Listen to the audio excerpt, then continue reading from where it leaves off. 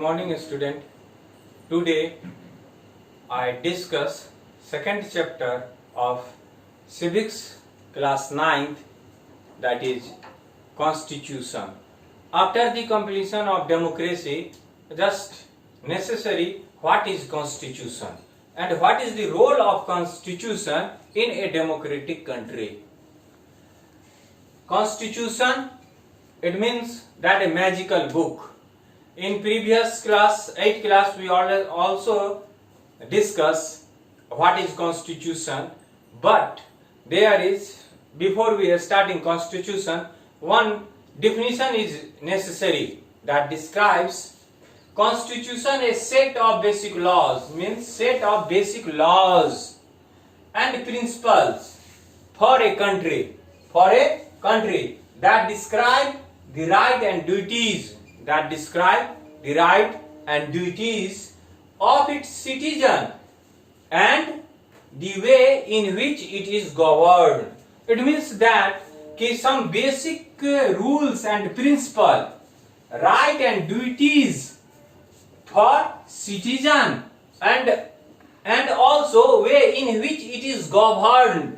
मतलब कि सिटीजन के अधिकार का, ड्यूटीज का, प्रिंसिपल का चर्चा करता है, प्लस वो किस तरह से देश को चलाना चाहते हैं या रूलर के लिए कौन सा नियम होना चाहिए, सभी का लेखा जोखा जो है वो कॉन्स्टिट्यूशन में है. कॉन्स्टिट्यूशन को या कॉन्स्टिट्यूशन जो बुक है हमारा, उसको एक मैजिकल बुक भी नाम दिया जाता है. उसके थ्रू देश में सारे काम होते हैं. फिर दूसरे शब्दों में अगर हम बात करेंगे तो certain basic rules for citizen and government, दोनों के लिए इसमें जो है वो रूल का लिखा हुआ. Whole nation have to follow, whole nation उसी के अकॉर्डिंग काम करेंगे, उसी के नियम के अनुसार फॉलो करेंगे. उसके बाद होता है कोऑर्डिनेंस एंड एश्योरेंस. कोऑर्डिनेशन का काम, समन्वय का काम जो है वो, तालमेल बैठाने का काम जो है वो भी कॉन्स्टिट्यूशन के हिसाब से होगा. और एश्योरेंस मीन्स विश्वास. अगर मान लीजिए माइनॉरिटी है और उनको विश्वास नहीं होता है तो इसी कॉन्स्टिट्यूशन के हिसाब से वो विश्वास करके रहेंगे कि चलो कॉन्स्टिट्यूशन तो है, उसके हिसाब से हमें न्याय मिलेगा. According to constitution they follow the rule and live in a country. After the constitution का टर्म बहुत पुराना है और देखा जाए तो 4 जुलाई 1776 में, after the emergence of America as an independent country, उसके बाद उन्होंने क्या किया कि कॉन्स्टिट्यूशन का निर्माण किया. और उसके बाद से ये निश्चित होने लगा कि कोई भी कंट्री जो है वो डेमोक्रेटिक रूल को अगर फॉलो करेगा तो उसके लिए कॉन्स्टिट्यूशन होना जरूरी है. लेकिन कॉन्स्टिट्यूशन है तो डेमोक्रेटिक होगा ऐसा कोई जरूरी नहीं है. लेकिन डेमोक्रेटिक है तो कॉन्स्टिट्यूशन होगा, ये निश्चित है.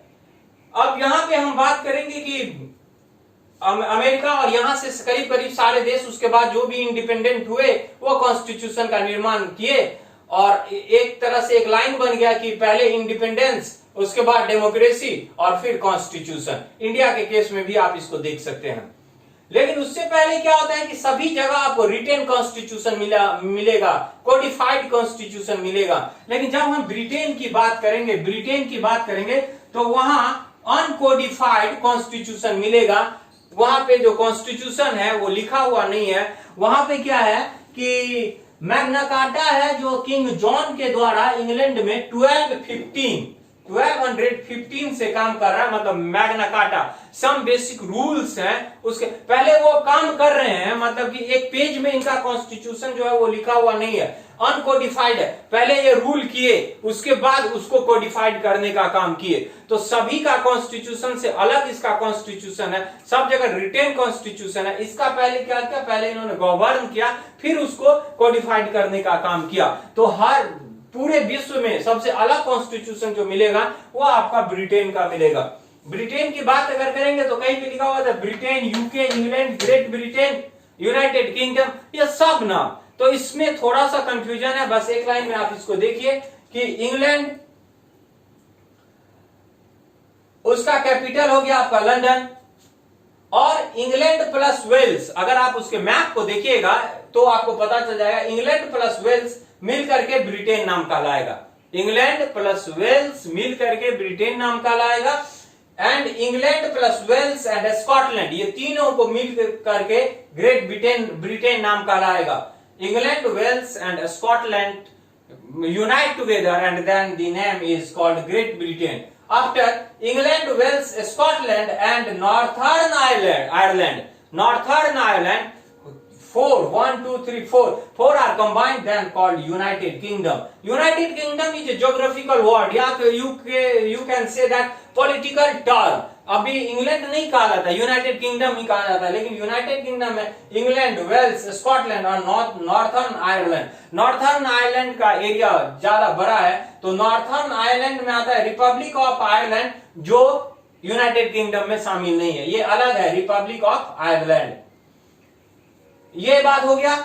ये अभी हमने बताया कि हर जगह का कॉन्स्टिट्यूशन आपको लिखा हुआ मिलेगा। भारत का जो कॉन्स्टिट्यूशन है विशालतम कॉन्स्टिट्यूशन है, आपने पढ़ा होगा कि बनाने में इसको बहुत सारा समय लगा। आखिर कॉन्स्टिट्यूशन क्या प्रोवाइड करता है किसी देश को, और कॉन्स्टिट्यूशन किस तरह से बनाया जाता है, अगर कॉन्स्टिट्यूशन बन गया तो फिर उसमें चेंजेस हो सकता है या नहीं हो सकता है, इन सब बातों का हम लोग इसमें चर्चा करेंगे। लेकिन पहले हम जो चर्चा करेंगे वो कहां चलेंगे, साउथ अफ्रीका। क्यों? क्योंकि साउथ अफ्रीका 26 अप्रैल 1994 को इंडिपेंडेंट कंट्री के रूप में जाना गया। उसके बाद इसने अपना कॉन्स्टिट्यूशन बनाया। तो लेटेस्ट और सबसे अच्छा कॉन्स्टिट्यूशन, मॉडल कॉन्स्टिट्यूशन माना जाता है साउथ अफ्रीका के कॉन्स्टिट्यूशन को। तो पहले हम उसका डिस्कस करेंगे कि कैसे वहां पे पहले इंडिपेंडेंस कैसे प्राप्त हुआ, फिर वो कॉन्स्टिट्यूशन कैसे बना, और फिर हम इंडिया के केस में आएंगे तो उसका डिस्कस करेंगे।